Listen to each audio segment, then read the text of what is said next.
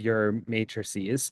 I'll talk a little bit about matrices from kind of two standpoints through today's presentation, but the objectives of today's presentation are going to be for me to discuss with you a little bit more. Well, you already know me, so we can skip that slide. A little bit more about evaluating matrices to identify some of your grows and glows. We'll talk about and connect you back to some of the resources you have for those development of the matrices. And then I'll talk a little bit towards the end about developing an action plan to support this development process. So one of the big pieces of work that we really want to align on is the need for continual coaching and feedback on matrices.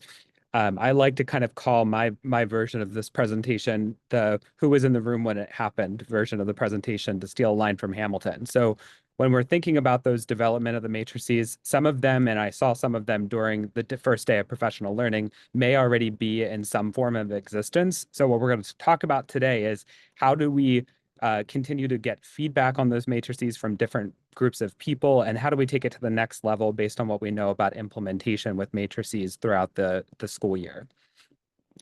So we'll talk a little bit first here about the purpose of your school-wide matrix. I'm not going to read all of these bullet points for you, and just as a reminder, you have a recording of this presentation that will be added to your participant doc. But the big piece related to school-wide matrix is that it has large norms, broad conceptual characteristics. The most common in the United States are safe, respectful, and responsible, but large community norms that all of us can coalesce around. In addition to that, we're using data to make decisions about what locations have to be included on our matrix. Another good opportunity for refining one, if you have one already, is to look at your data to make some of those decisions. And then at the end of the day, we want to clearly define underneath each of those norms the skills, the actual observable, repeated, and measured behaviors that we're able to look at. So big picture for this, we want to look at the school-wide matrix within the concept of what you already have in the school building and what aligns to the data and the structures that we see in place. In addition to that, our matrix really designs the setting and the follow-through so that the actions that we want all of us to see become the behaviors that we see throughout the year. And most of what we're talking about here is going to be centered around adult behavior. We want adults using language related to the matrices. But really, at the end of the day, the language on the matrix should really be rooted in the idea that we need to think about how behavior looks and sounds when we're talking about students and their interactions with their physical environment, but also students and their interactions with each other, and students and their interaction with adults. We can even take it a step further and say adults and their interactions with adults as well. So we're looking at creating sort of this normed community and this normed language consistency that we would like to and expect to hear and see throughout our buildings and our larger school community. So when we talk about behavior skills for each location, you've seen a little bit of this before. So just as a general reminder, we're looking for all of those behavior skills to be positively stated. So a non-example would be including the word no on our matrix. So we want to find a way to reframe that and positively state that. Newsflash, if you have a hard time with that, I think everyone's using ChatGPT these days. It's always great to say, I have this, how do I make it a positive statement? So use resources to go ahead and figure out how to use that positive language in creative ways. In addition to being positively stated, just like when we talked before about what behavior is and how we are specifically objective about behavior, we want to make sure that those skills are observable and measurable. In addition to being observable and measurable, we want to make sure the language is accessible to students, and we have to think about the makeup of our school community to make sure that this broad school-wide matrix can apply to all students within the setting, meaning all students can understand the language, can use it readily, and the vocabulary ends up becoming taught to the students within their setting as well. And then lastly, we want to make sure that Tier 1 really means Tier 1, that we keep all students in mind. I remember Megan talking really early in her work with the Behavior Alliance about the need to look at language like walk to the right side of the hallway and think about the students in our building to think about whether or not all students are able to walk to the right side of the hallway. So if we're thinking inclusively, we might have some students who are wheelchair bound, and we might choose to say travel to the right side of the hallway. So we want to think about using inclusive language that allows all students to have participation in Tier 1. The behavior skills in the matrix, as we start to begin to think about those, we have to pause. We've got to be able to say, is this something that is observed, measured, and taught? So when we think about this behavior, it is behavior that is in action. It's something that somebody is actually doing. We're able to say that it's specific, observable, and repeatable. And then those broad terms that we typically use as our norms, like safe, respectful, and responsible, it's really hard to not think about using those words in the specific behavioral skills, but we have to think about respect meaning something different to lots of different people. So we have to think about defining out respect in those behavioral skills sections to think really clearly about what it means to use, let's say, respectful language. That's one that I often see. We might be able to rephrase that in a way to say that it might be school appropriate language that we're using. And then we have to efficiently and effectively teach that and define that and say what that means and why we look at that. So we ground our matrix in that common understanding about what we expect from people through ways that uses specific language that's teachable, consistent, and meaningful to all. Beyond that, we have some guidelines that we've given you some examples of before, but when we're thinking about that, I've kind of already gone over this first one about being positively stated. When we think about observable and measurable, we're thinking about things like raising your hand and waiting to be called on. We can clearly see that, we can clearly measure that. Whereas we do have a tendency, I know I did this in the first school I worked in, we talked about being ready to learn, right? That might fall under, some of us use acronyms like ROAR or SOAR. And so we might say something about being prepared and defining that further. What does it mean to actually be ready to learn? What do we have to do or bring with us? Be your best. We've got to define that out a little bit more to give people and students some clearer directions. And then lastly, we want to think about that student-friendly language. So we want to think about whether or not we're using language that's accessible to all students. So where does this fit within classroom behaviors? We've talked a little bit about this before in your training day, but really when we're thinking about these contextually and appropriate behaviors that happen in the classroom, the matrix isn't going to be able to address all of the routines that every single educator has within their classroom. And so the larger field has really tried to simplify that by pulling out the classroom location and giving teachers the ability to link back to that school-wide language. So when we're thinking about a classroom location, what we provide you with is the frame to think about having teachers build their own classroom matrix within their own setting that links back to those larger school-wide norms. So when I talk about this, what I really mean is that teachers would have the ability to have safe, respectful, and responsible school-wide connected norms, but then they define out the actual behaviors they want to see within individual routines that make the most sense for their classroom. We also do this because we're thinking about schools, especially schools that have a lot of variation in grade levels. If we're talking about a K-6, the kindergarten students are going to have very different routines than the sixth grade students are going to have in their classroom. So we're thinking about some of that common pushback we might get about how is this matrix really appropriate for our littles and our older grade students. This is our way of being able to contextualize that within classroom teachers. In addition to that, we think about this value of an individual teacher having their own teaching matrix because they're able to create something that is more meaningful to them. They've had a hand in creating what their classroom environment looks like. And then they also have that hand in making sure it's taught effectively. So it's a little more constructivist an approach. It creates that teacher ownership. It creates their own practical tool to teach behavior. I think we hear a lot in schools when it comes to behavior, especially at tier one. I told them what they needed to do, but what does that actually mean? What does it look like? What does it sound like? What is a tool we can use to teach them with high quality behavior instruction as we move forward? In addition, it's aligned to current classroom practices and routines. So like I've mentioned before, it's contextually specific. I had a very specific routine when I was a middle school teacher for pencils in my classroom because sharpening pencils drove me crazy. So in my classroom, I actually had a whole thing in there about getting out of your seat for things like pencils or getting out of your seat for things like tissues because the pencil sharpener going in the background drove me nuts. So when we're thinking about those things, I can contextualize that and take ownership of the routine and expected behaviors, behavioral skills, and norms that I want to connect to in my classroom. In addition to that, we're thinking about it being really authentic and adjusted throughout the course of the school year. So I mentioned my pencil example, but we all know the ebb and flow of a school year. Sometimes right before winter break, things got a little bit hairy, a little bit crazy. And so I often revisited that matrix and thought about an area that is driving me crazy. Harry Wong would often say, if you're experiencing some sort of behavior related challenge in your classroom, think about what new routine or procedure you want to implement. This is that tool that we're allowing educators to say, where is the space for me to reflect on this routine and procedure that's connected back to my school-wide expectations or my school-wide norms that I'm creating for my community. And then lastly, the most important and critical component of this work is that who is in the room when it happens. We want students to have input on this. One of the powerful ways I've seen this done, especially within middle and high school settings, is to have more of an approach to doing this with students. What routines and procedures do we need to develop together, and how can we agree on some language about the behavioral skills that we're expecting everybody in this community of learners to really see? So we're thinking about how we can do this with students versus to them, because we know that students will be more receptive when they have an opportunity for voice and feedback in the process.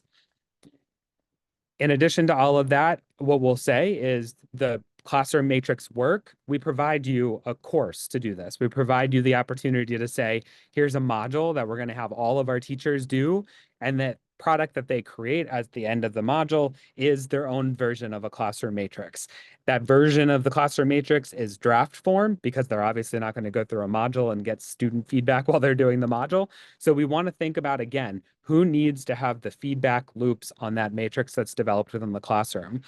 I've often seen some schools, especially within our first cohort, be able to take the classroom matrix and bring it up during parent-teacher conferences and back during back to school night to be able to say, within our classroom, this is kind of what we look and think about for two purposes. One, to get feedback from family members and caregivers while they're in the classrooms, but two, for them to be able to take a copy of that home to think about how can we introduce similar predictable routines using that same language across the board within our settings beyond just our classroom. So in our larger community of learners and community schools, school communities.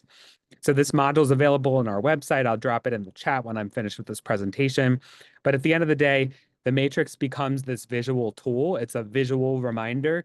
I often had time during transitions in my classroom that were challenges. So what I would do is I would post a version of the matrix just with that particular routine near the areas where I was experiencing transitions. So my students would experience transition challenges when they would come back from PE, a highly physical, unstructured time, a lot of opportunities, back into my math instruction. And so I would post that at the door when students would come back in, and it would remind me to review and reteach and reinforce those behavioral skills I'm expecting to see from students. So it helps us be consistent, but it's that visual reminder for me as the educator to be able to reinforce and reteach those routines. And it allows us to have a prompt within the environment that we are in, and trying to work towards more behavioral skills for students.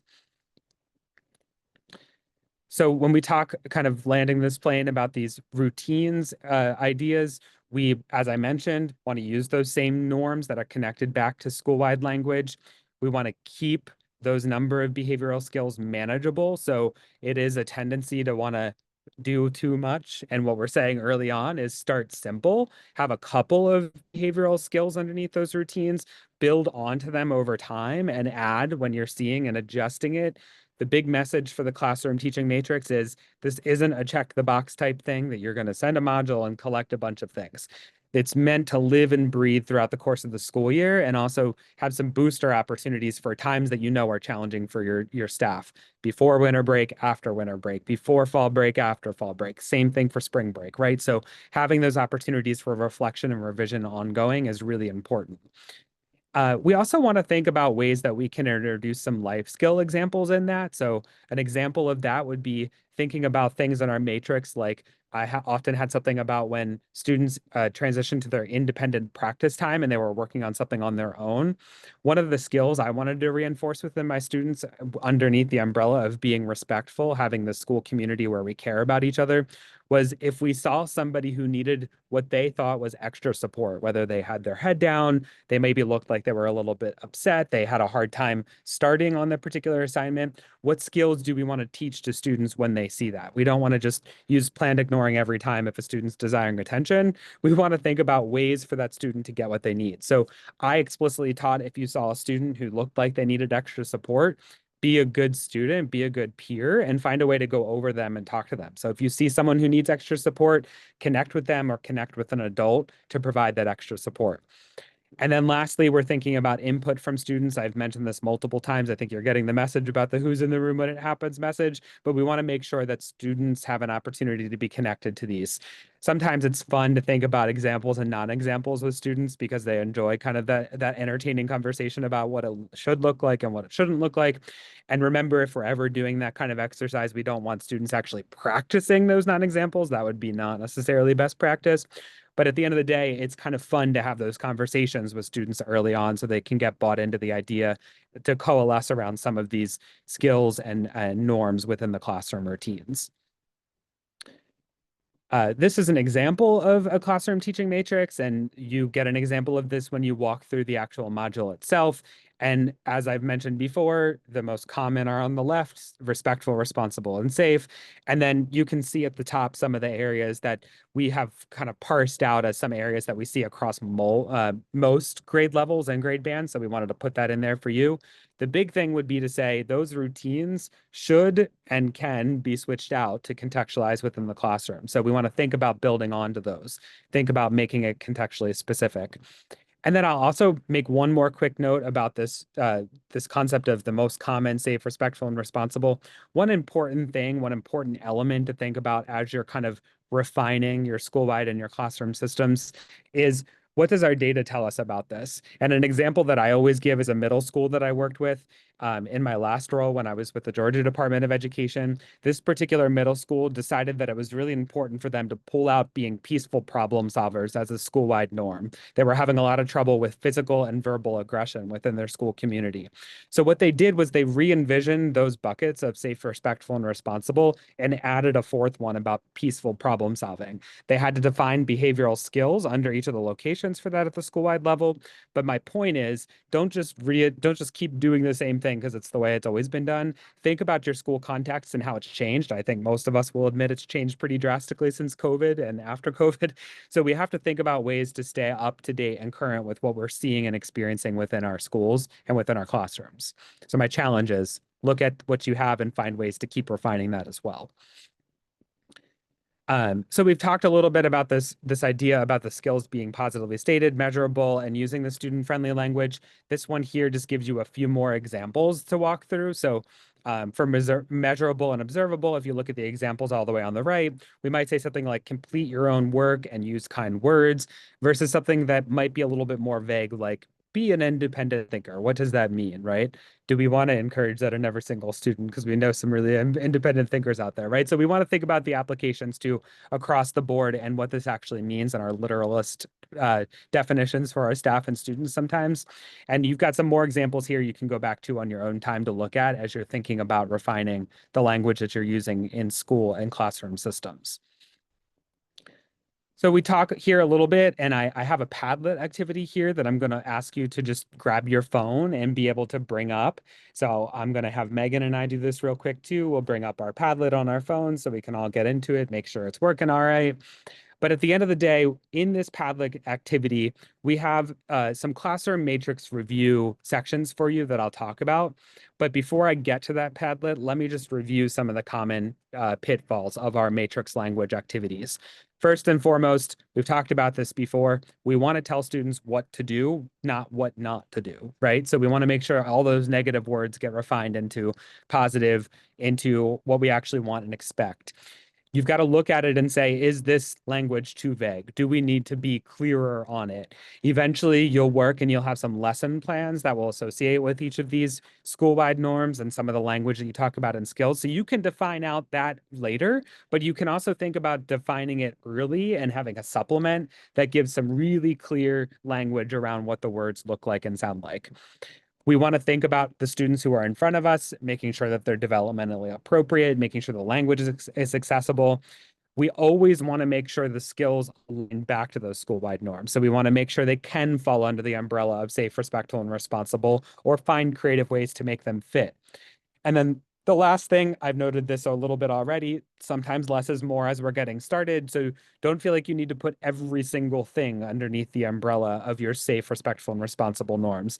Generally speaking, for each location, we say you really don't want to have more than 5 skills underneath each individual norm. So you want to make sure it's manageable. The big piece of this is the matrix is really a tool for adults, and it's hard for adults to remember a lot of things. I know that's the case for me. So we have to make sure that eventually this language can be committed to memory for adults. So it has to feel natural and it can't be too many in order for them to actually make it live and breathe within their settings. Okay, so on your Padlet activity that you had scanned for, I just wanted to give a second to let you go into that QR code and go back and just add a couple of comments onto the pieces that are on that Padlet activity. Can you just give me a quick thumbs up if you were able to get into that with the QR code? See people. Okay, I see a couple. Thank you so much. I see some thumbs up there. So within that Padlet activity, we have some classroom matrix examples there for you that we really thought would be good for you to be able to take a look at. And what we're asking you to do right now live in this session is just take a peek at one. There's several of them. Take a peek at one of them and just add some glows or grows that you see or want to just give witness to as the comment feature in that Padlet. So you should be able to click add a comment and just add on a couple of things that you see as either grows or glows. So I'm going to go radio silent for maybe 30 seconds or so to give you a chance to add a couple of grows and glows. Then I'll talk about one or two of them out loud and then land the plane.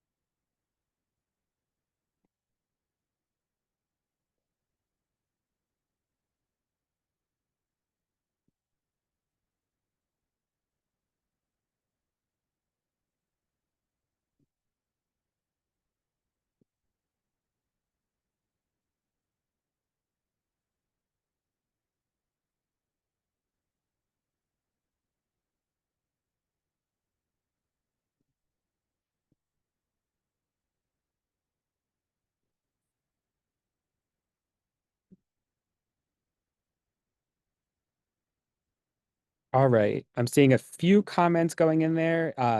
I see some language around it's nice to see some positive statements, especially around that first language. We may want to think about making things a little more specific because it seemed like somebody thought there was some vague language in there. I definitely agree. Yes, there's each step is listed out in the first matrix, which is great. Matrix 2 seems a little more simplified, so I think people might have skipped over that one or just stuck with number 1.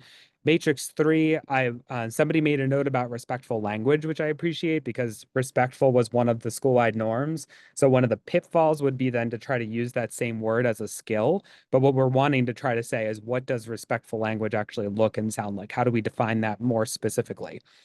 And then I think Taryn made a comment about some of the routines, wanting to know more about what does this look like. Yeah, I think that's really important to highlight. So starting off vague is okay, but the exercise then can be how do we become a little bit more specific? And Mr. Chandler made a comment in the chat a little bit about for the elementary one, the glow was the use of pictures. Yes, certainly being able to use visual prompts and cues is a great way of differentiating our supports for students, especially students who might not be able to read all the language on the actual matrix. It's a great example of being inclusive in our work. So thanks for pointing that out, Mr. Chandler. All right, so making sure we have enough time to get to our school showcase today, I'll just move us along to give you a little bit of food for thought as your team goes back and thinks about how to actualize some of the information I've shared today. So first of all, how are we going to be able to go back and provide this type of instruction to all of our teaching staff? Do we want to use some direct instruction? Do we want to just grab that module and go back and have people use it? But just remembering that there are resources for you. You have resources back in the slide deck that we presented on back in September. You can use snippets of this video for whatever you would like.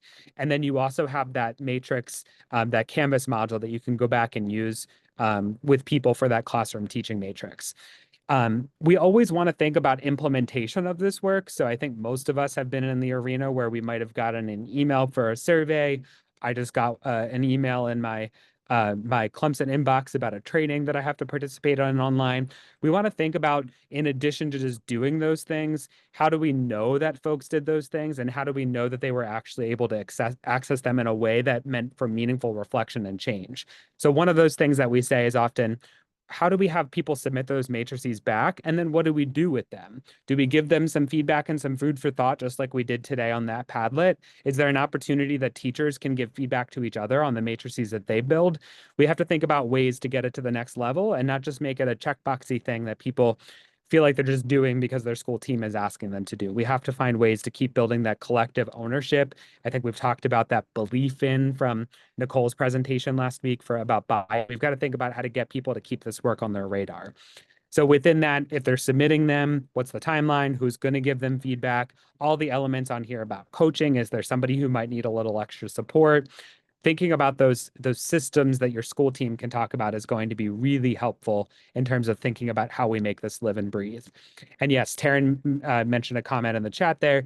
Padlet's a great way to do it because then you can give some examples and have everybody sort of anonymously be able to give feedback. Think about your technology tools that you have access and availability for you to be able to use.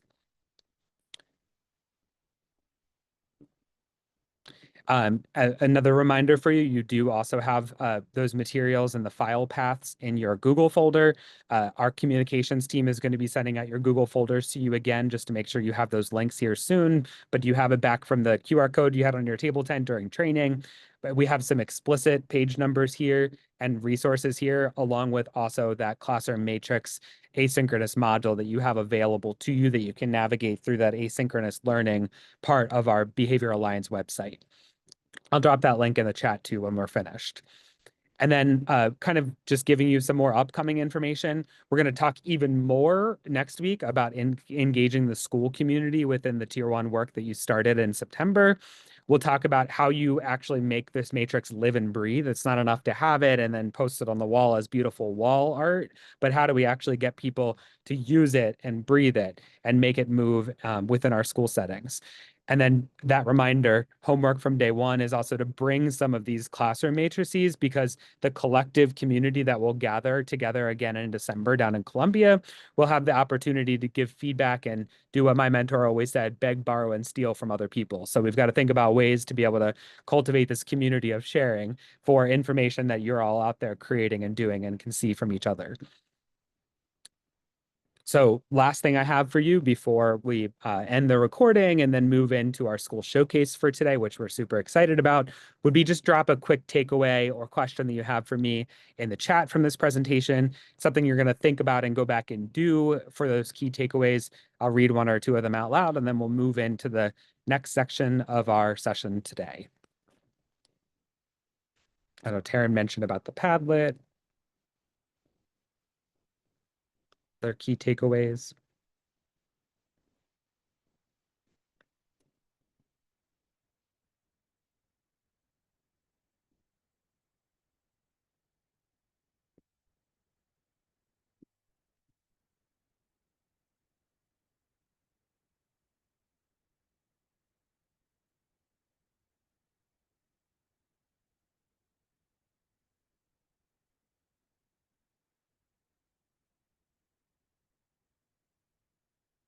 While you all are still typing, I'm sure, I'm going to go ahead and find that module to drop in the chat for you so you can have that at your fingertips.